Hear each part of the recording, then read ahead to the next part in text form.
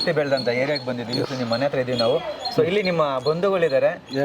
So ಅವ್ರನ್ನ ಒಂಚೂರು ಮಾತಾಡ್ಸಿ ಹೋಗೋಣ ಬನ್ನಿ. ಸೊ ಅವಾಗಿನ ತುಂಬಾ ಕಾಯ್ತಿದ್ದಾರೆ ನಮ್ಮನ್ನ ಯಾಕೆ ಮಾತಾಡ್ಸಕ್ ಬರ್ತಾರೆ ಅಂತ ಹೇಳಿ. ಬನ್ನಿ ಬನ್ನಿ, ಹಂಗೆ ನಿಂತ್ಕೊಳ್ಳಿ ಜೊತೆಲಿ. ಹಂಗೆ ನಿಂತ್ಕೊಳ್ಳಿ, ಜೊತೆಲಿ ನಿಂತ್ಕೊಳ್ಳಿ, ಪರವಾಗಿಲ್ಲ, ಏನಿಲ್ಲ, ಸುಮ್ಮನೆ ಜೊತೆಲಿ ನಿಂತ್ಕೊಳ್ಳಿ. ಬನ್ನಿ ಬಾಸ್ ಬನ್ನಿ. ಗಣೇಶ ಬನ್ನಿ. ಡೇ ಗಜ್ಜ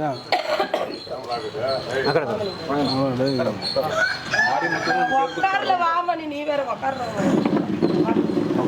ಹಂಗೆ ನಿಂತ್ಕೊಳ್ಳಿ. ಬನ್ನಿ ಜೊತೆಲಿ ಬನ್ನಿ ಸರ್, ಕೆಳಗಡೆ ಕೆಳಗಡೆ ಬನ್ನಿ. ಇವರೇ ಟೀಮ್ ಲೀಡರ್. ಐದು ಚೇರು ಇಲ್ಲಿ ಸರ್, ಒಂಚೂರು ಹಿಂಗೆ ಬನ್ನಿ ಸರ್. ಅಲ್ಲೇ ಇಲ್ಲ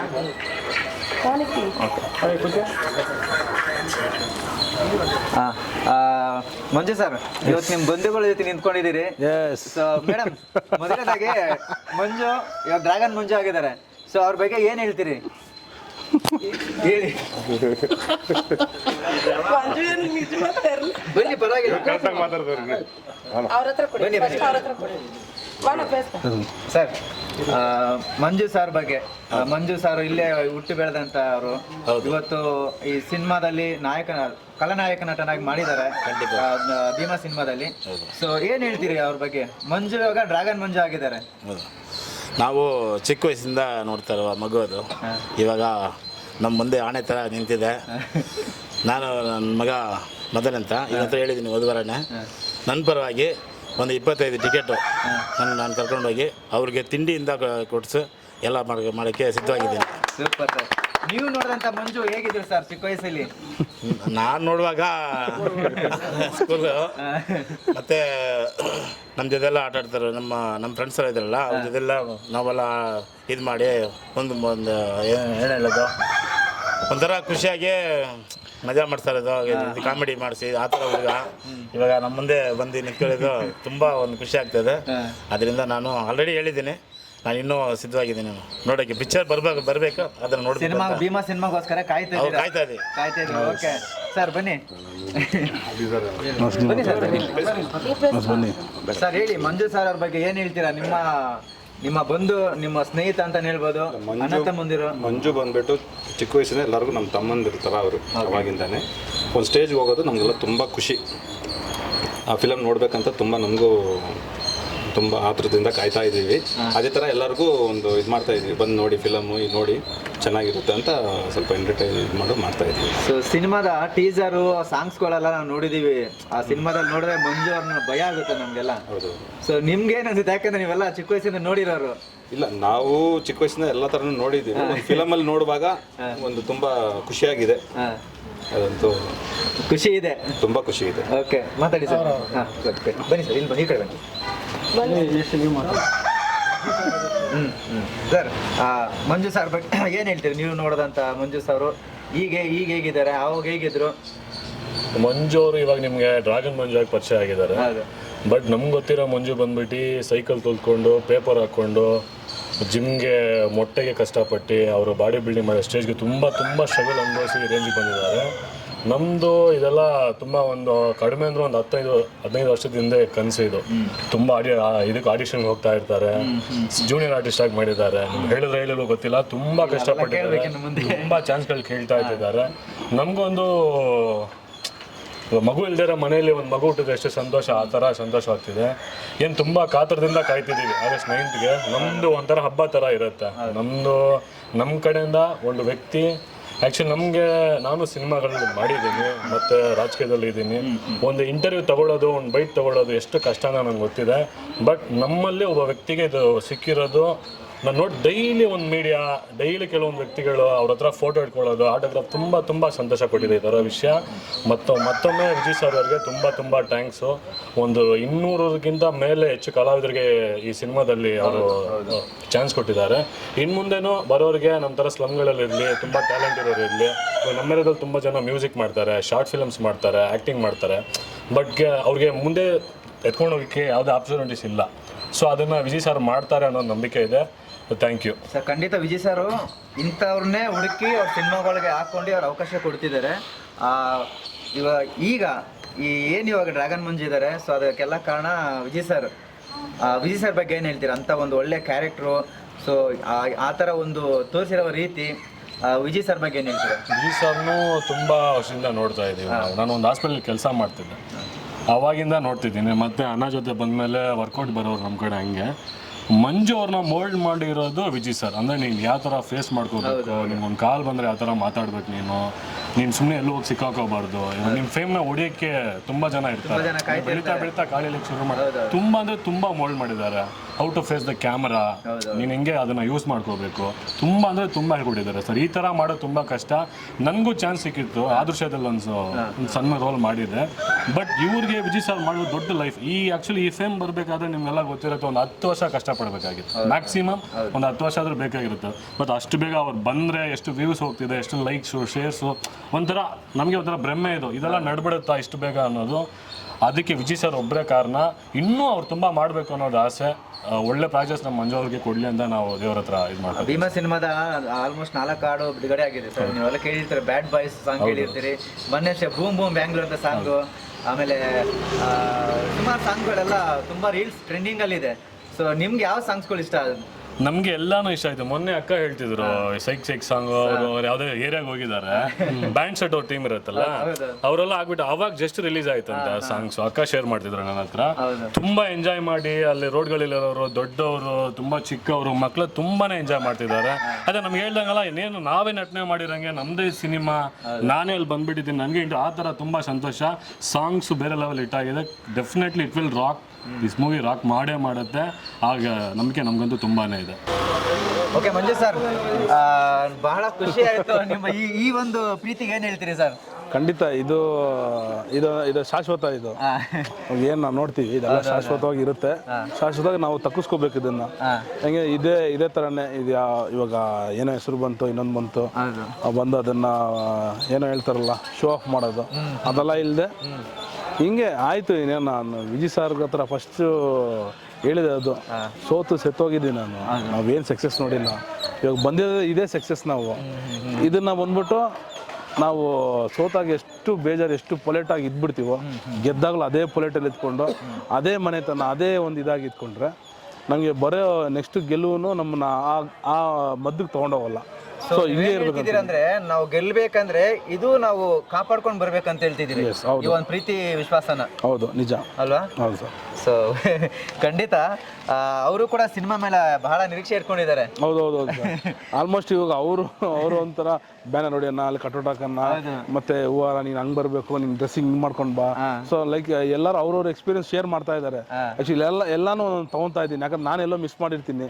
ಸೊ ಅದನ್ನ ಅವರು ತಿರ್ಗಾ ರಿಮೈಂಡ್ ಮಾಡ್ತಾನೆ ಇದ್ದಾರೆ. ಲೈಕ್ ಅದೊಂಥರ ಏನು ಹೇಳೋದು, ಇವಾಗ ಅವ್ರ ಮನೆ ಮಕ್ಕಳು ಏನೋ ಇವಾಗ ಹೊಸದಾಗ ಸ್ಕೂಲ್ ಹೋಗುವಾಗ ಒಂದು ಜೋಶ್ ಇರುತ್ತೆ, ರೆಡಿ ಮಾಡಿ ಕಳಿಸ್ತಾರೆ. ಫಸ್ಟ್ ಮೂವಿ ಓಕೆ ಹಿಂಗೆ ಮಾಡೋಣ, ಹಿಂಗಿರೋ ನಮಗಿಂತ ಅವ್ರ ಜೋಶ್ ಜಾಸ್ತಿ ಆಗಿದೆ ಇವಾಗ. ಅದನ್ನ ಇವಾಗ ಆಗಸ್ಟ್ 9 ಗಂಟೆ ನಾವು ಹಿಡಿದು ಇಟ್ಕೋಬೇಕು, ಗಟ್ಟಿಯಾಗಿ ಹಿಡ್ಕೋಬೇಕು. ಓಕೆ ಸರ್, ಇವಾಗ ನಾನು ಮಂಜು ಸರ್ ಏನಂದ್ರೆ ನೇರವಾಗಿ ಪ್ರಶ್ನೆ ಕೇಳ್ತೀನಿ. ಎಸ್.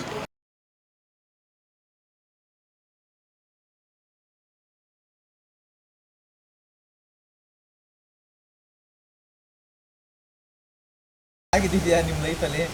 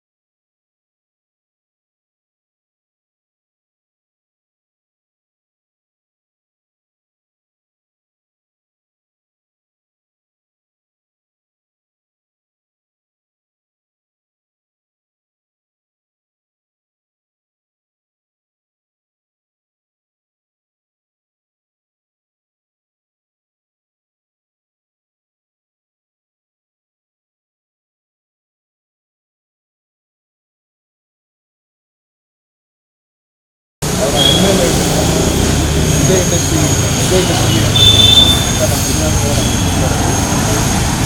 ಆ ಹೆಸರು ಹೇಳ್ಬೇಕು ಸರ್ ಪ್ರಯತ್ನ ಪಡ್ತೀರಾ ಹೌದು ಖಂಡಿತ ಉಳಿಸ್ಕೋಬೇಕು. ಇವಾಗ ಭೀಮಾ ಸಿನಿಮಾದಲ್ಲಿ ಸಾಕಷ್ಟು ರಿಸ್ಕಿ ಫೈಟ್ಸ್ಗಳೆಲ್ಲ ನಾವು ಕೆಲವೊಂದು ಕ್ಲಿಪ್ಪಿಂಗ್ಸ್ ನೋಡಿದ್ದೀವಿ. ಸೊ ಸಾಕಷ್ಟು ರಿಸ್ಕಿ ಫೈಟ್ಸ್ ನೀವು ಮಾಡಿದ್ದೀರಾ. ಸೊ ನಿಮಗೆ ನಿಮ್ಗೆ ಕಷ್ಟ ಆಗಲಿಲ್ವಾ ಅಂತ ಯಾವ್ದಾದ್ರು ಕಷ್ಟ ಆಗಿದ್ದ ಸಿಚುವೇಶನ್ಸ್ಗಳು ಎಲ್ಲ ರೇಟ್ ಗೇಟ್ ಬಿದ್ದಿದೆ ನಿಮಗೆ? ಏಟಾಗಿ ಬಿದ್ದಿಲ್ಲ. ಆ್ಯಕ್ಚುಲಿ ಇದ್ರ ಬಗ್ಗೆ ನಾನು ಆಫ್ಟರ್ಲಿಂಗ್ ಮಾತಾಡೋದು ತುಂಬ ಅಪ್ರೂವಲ್ ಆಗಿದೆ. ಎಲ್ಲ ಮೀಡಿಯಾಗಳು ಆಫ್ಟರ್ಲಿಂಗ್ 100% ಈ ಫೈಟ್ ಸಿಗೋರಿಗೆ ಮಾತಾಡಲೇಬೇಕು. ಯಾಕಂದರೆ ನಾನು ಇವಾಗ ಹೊಸ ನಾನು ಫೈಟ್ಸಿಂದ ಆ್ಯಕ್ಟಿಂಗ್ ಏನೋ ಮಾಡ್ತಾರೆ ಅವರು ಫೈಟ್ಸಿಗೆ ಬೀಳೋದು ಹೇಳೋದು ಎಲ್ಲ ಇರುತ್ತಲ್ವ.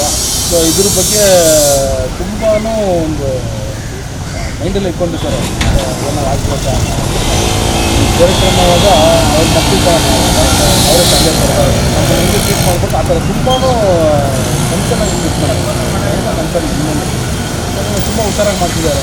ಅದನ್ನ ಹೇಳ್ತೀನಿ. ಅದು ಆಫ್ಟರ್ ಇದ್ರ ಬಗ್ಗೆ ನಾನು ತುಂಬ ಬ್ರೀಫಾಗಿರ್ತೇನೆ. ಆಫ್ಟರ್ ನಂತರ ಅದು ಬಿಡುಗಡೆ ನಂತರ 100% ಇದನ್ನು ಮಾಡಲೇಬೇಕು. ಯಾಕಂದರೆ ಅಲ್ಲಿ ನಮಗೆ ಎಷ್ಟು ಯಾವ ಥರ ರೆಸ್ಕ್ಯೂ ಶಾರ್ಟ್ಸು ಮತ್ತು ಯಾವ ಥರ ನಮ್ಮನ್ನು ಅಲ್ಲಿಂದ ತುಂಬ ಹಿಂಗೆ ರೆಸ್ಕ್ಯೂ ಮಾಡಿ ನಮ್ಮನ್ನು ಕಾಪಾಡ್ತಾರೆ ಯಾವ ಥರ ಆಗ್ತದೆ ಅದನ್ನು ಮಾಡಲೇಬೇಕು. ಆಫ್ಟರ್ ಖಂಡಿತ ಕೊಡ್ತೀನಿ. ಖಂಡಿತ ಮತ್ತೆ ಮಾತಾಡ್ತೀನಿ ಆಫ್ಟರ್ ರಿಲೀಸ್ ನಂತರ. ವಿಜಯ್ ಸರ್ ಹೆಂಗಂದರೆ ನಾವು ನೋಡಿದ್ವಿ ಅವಾಗ ಅಂದರೆ ದುನಿಯಾನು ನೋಡ್ಕೊಂಡ್ಬಂದಿದ್ವಿ. ವಿಜಯ್ ಸರ್ ಏನು ಹೇಳ್ಬೇಕು ಅದನ್ನು ನೇರವಾಗಿ ಹೇಳುವಂಥ ಮನುಷ್ಯ ಅಲ್ವಾ?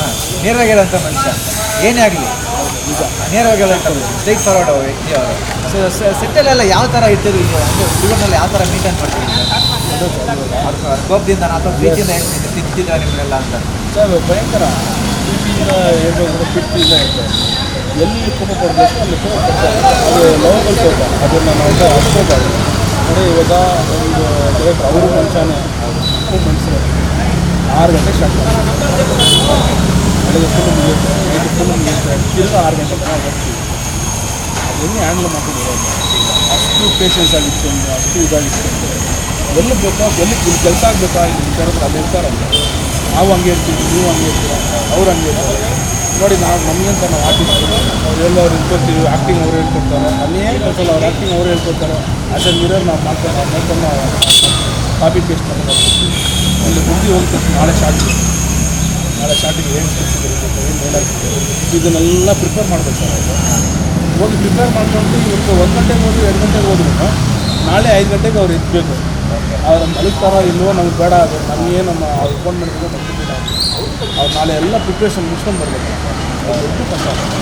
ಇದನ್ನೆಲ್ಲ ಪ್ರಿಪ್ರೇಷನ್ ಮುಗಿಸ್ಕೊಂಡು ಬಂದು ಆ ಪ್ರೆಷರಲ್ಲಿ ತಿರ್ಗಾ ಬಂದು ನಮ್ಗೆ ಹಂಗಿಲ್ಲಮ್ಮ ಹಿಂಗೇಮ್ಮ ಅಂತ ನಮ್ಮ ಟೋಲಿಂಗ್ ಕಟ್ತಿದ್ದೀವಿ ಅಲ್ವಾ.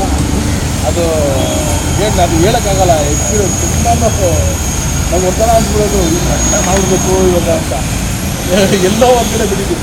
ಹೇಗೆ ತಗೊಂತೀರ ಹೋಗ್ತಿಲ್ಲ ಎಷ್ಟು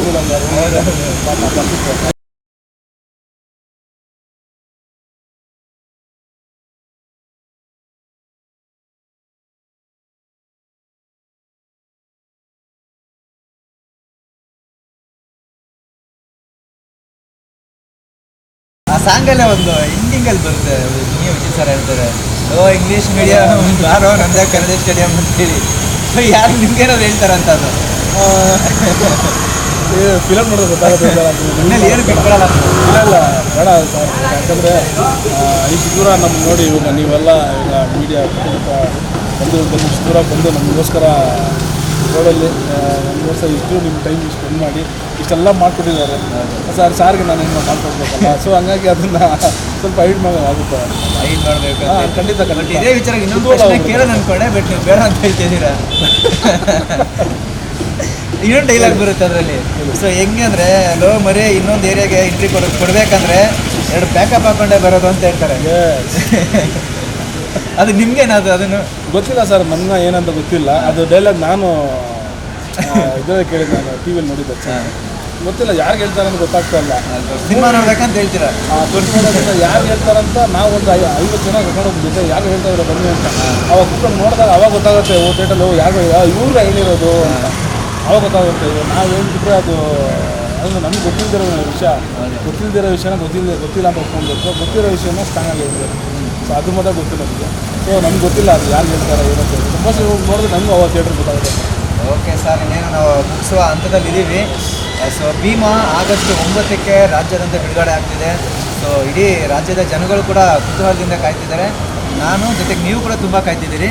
ಸೊ ರಾಜ್ಯದ ಜನಕ್ಕೆ ಏನು ಹೇಳ್ತೀರಿ? ಆಗಸ್ಟ್ 9 ಒಂದು ಸ್ಪೆಷಲ್ ಡೇ. ಅಂದರೆ ನಮ್ಮ ರಾಜ್ಯಕ್ಕೆ ಬಿಟ್ಟು, ನಮ್ಮ ರಾಜ್ಯ ಬಿಟ್ಟು ಬೇರೆ ಯಾರೇ ನೋಡಿದ್ರು ಅವ್ರಿಗೂ ಸ್ಪೆಷಲ್ ಡೇನೇ. ಏನಕ್ಕೆ ಅಂದರೆ ನಾವು ತೆಗೆದಿರೋದು ಒಂದು 200 ಕುಟುಂಬ ಸೇರಿ, ಏನು ಇವಾಗ ರಾಜ್ಯದಲ್ಲಿ ಎಷ್ಟು ಕುಟುಂಬ ಇದೆ ಅವ್ರು ಎಲ್ಲದಕ್ಕೂ ಒಂದು ಅವೇರ್ನೆಸ್ ಕೊಟ್ಟಿದ್ದೀವಿ, ಎಲ್ಲರನ್ನೂ ಸೇರಿಸಿ. ಸೊ ಇದನ್ನು ದುನಿಯಾವಿ ಸಾರ್ ಮೂಲಕ ಇದು ಕೊಟ್ಟಿರೋ ಚಾನ್ಸ್ನ ಎಲ್ಲರನ್ನೂ ಒಂದು ಒಳ್ಳೆ ರೀತಿ ತಗೊಂಡೋಗಿ ಯೂಸ್ ಮಾಡಿದ್ವಿ. ಸೊ ಈ ಮೂವಿ ಬಂದ್ಬಿಟ್ಟು ಪೇರೆಂಟ್ಸು ಮತ್ತು ಅವ್ರ ಮಕ್ಕಳು ದಯವಿಟ್ಟು ಕುಟುಂಬದ ಜೊತೆ ಬಂದು ಕೂತ್ಕೊಂಡು ನೋಡಿ. ನೀವು ಯಾವುದೇ ರೀತಿ ಯೋಚನೆ ಮಾಡಿದೆ ನಮ್ಮ ಮೇಲೆ ನಂಬಿಕೆ ಇಟ್ಟು, ನಮ್ಮ ತಂಡದ ಮೇಲೆ ನಂಬಿಕೆ ಇಟ್ಟು ನೀವು ಆರಾಮಾಗಿ ಬಂದು ಕೂತ್ಕೊಂಡು ನೋಡ್ಬೋದು. ನೀವು ನೋಡಿದ್ರೆ ನೀವು ದೊಡ್ಡ ಅವೇರ್ನೆಸ್ಸು, ದೊಡ್ಡ ಒಂದು ಅನಾಹುತದಿಂದ ಹೊರಡೆ ಬರ್ಬೋದು. ಇದಂತೂ 100% ಶೋರಾಗಿ ಸಾರ್ ಹೇಳಿದ್ದಾರೆ. ಅದ್ರ ಮೇಲೆ ನಾವು ಹೇಳ್ತೀವಿ, ಇದನ್ನು ಆ್ಯಕ್ಟ್ ಮಾಡಿದ್ದೀವಿ, ಇದನ್ನು ಡೈರೆಕ್ಟಾಗಿ ಅನುಭವಿಸಿದ್ದೀವಿ. ಸೊ ಹಿಂಗೆಲ್ಲ ಇದೆಯಾ ಅಂತ ಹೇಳ್ಬಿಟ್ಟು ಹೊಸ ಲೋಕ ಇದೆ. ಈ ಲೋಕ ಯಾರು ನೋಡ್ಬಾರ್ದು. ನಮ್ಮದು ಸಾಕಾಗಿ ಲೋಕ ತುಂಬ ಇದೆ.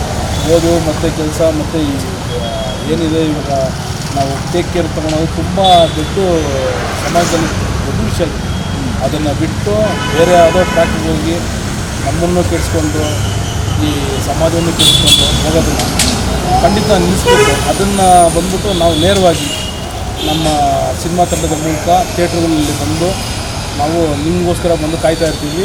ದಯವಿಟ್ಟು ನಿಮ್ಮ ದರ್ಶನಕ್ಕೋಸ್ಕರ ನಾವು ವೇಟ್ ಮಾಡ್ತಾ ಇರ್ತೀವಿ. ಕರ್ನಾಟಕದಲ್ಲಿ ಮೂಲೆ ಇರುವ ಕನ್ನಡಿಗರಿಗೆ ಒಂದು ದೊಡ್ಡ ಮನವಿ, ದಯವಿಟ್ಟು ಥಿಯೇಟ್ರಿಗೆ ಬಂದು ಫಿಲಮ್ ನೋಡಿ ನಮ್ಮನ್ನೆಲ್ಲ ಸಪೋರ್ಟ್ ಮಾಡಿ.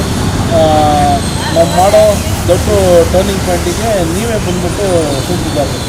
ಈಗ ನಿಮಗೋಸ್ಕರ ನಾವು, ನಮಗೋಸ್ಕರ ನೀವು, ದಯವಿಟ್ಟು ಇದನ್ನು ಸಬ್ಮಿಟ್ ಮಾಡಿಕೊಡಿ ಅಂತ ಹೇಳ್ಬಿಟ್ಟು ಕೇಳ್ಕೊಳ್ತಾರೆ. ಓಕೆ, ನೋಡಿದ್ರಲ್ಲಿ ವೀಕ್ಷಕರೇ, ಡ್ರ್ಯಾಗನ್ ಮಂಜು